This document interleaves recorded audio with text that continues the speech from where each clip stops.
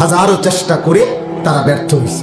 মিলাইছে একটা লাইন, ইন্না আ'তাইনাকাল কাউসার ফাসাল্লি লিরাব্বিকা ওয়ানহার ইন্না শানিআকা হুয়াল আবতার। এই তিন লাইনের সাথে তাদের সবচেয়ে বড় জ্ঞানী ব্যক্তি কবি সে শেষ পর্যন্ত রাত গভীরে লিখে দিয়ে আসছে নিচে দিয়া, লাইসা হাদা কালামুল বাশার, এটা কোনো মানুষের কথা নয়। এইটাই মিলাইছে। আল্লাহ তাআলা এটাকে বলছে হুদান, আল্লাহ এটাকে কোরআনকে বলছে নূর, আল্লাহ কোরআনকে বলছে মাউইজা উপদেশ, আল্লাহ কোরআনকে বলছে বাসায়ের তোমাদের জন্য সুস্পষ্ট আলো দিক নির্দেশন। কোরআনুল কারীমে স্পষ্ট আছে যালিকা হুদাল্লাহ ইয়াহদি বিহি মান ইয়াশা। আল্লাহ বলে এটাই আমি আল্লাহর হেদায়েত, আর এর দ্বারাই আমি যাকে ইচ্ছে করি হেদায়েত আলো দিয়ে থাকি। এজন্য আল্লাহর কসম, কোরআন যে পড়তে পারে নাই, কোরআন যে পড়ে না, সে আর কিছু পাইতে পারে কিন্তু আলো পায় নাই। কি পায় নাই?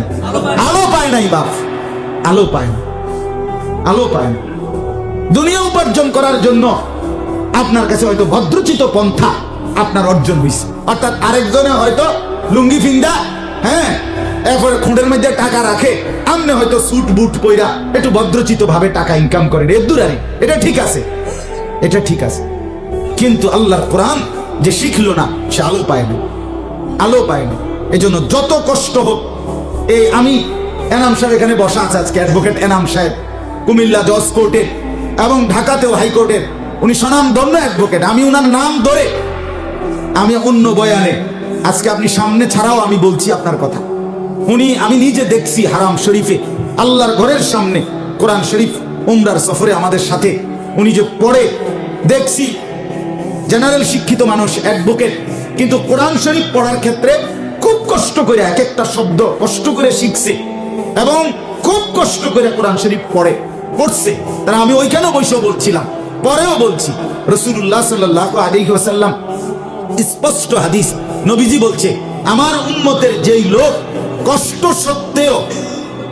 সত্ত্বেও কোরআনুল কারীম পড়ে এবং এইটার অর্থ হলো আটকাইয়া যায়, বারবার ঠেক খায়, বারবার আটকাইয়া হলো পড়ে, কসম খোদা, রাসূলুল্লাহ বলেন ফালাহু আজরান, তাকে প্রত্যেক অক্ষরে দ্বিগুণ ডাবল নেকি দেওয়া হবে।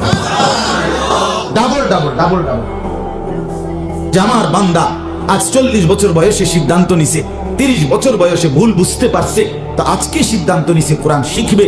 তো এখন তো তার দাঁত শক্ত হয়ে গেছে, ঠোঁট শক্ত হয়ে গেছে, জিহ্বা শক্ত হয়ে গেছে, এরপরও ঠকে কষ্ট করে ঠেকে উচ্চারণ করতেছে, শিখতেছে। রাসূলুল্লাহ বলে তাকে প্রতি অক্ষরে এক তেলাওয়াতের সওয়াব আর কষ্ট করে শেখার সওয়াব উভয়টা আল্লাহ দান করতে থাকে।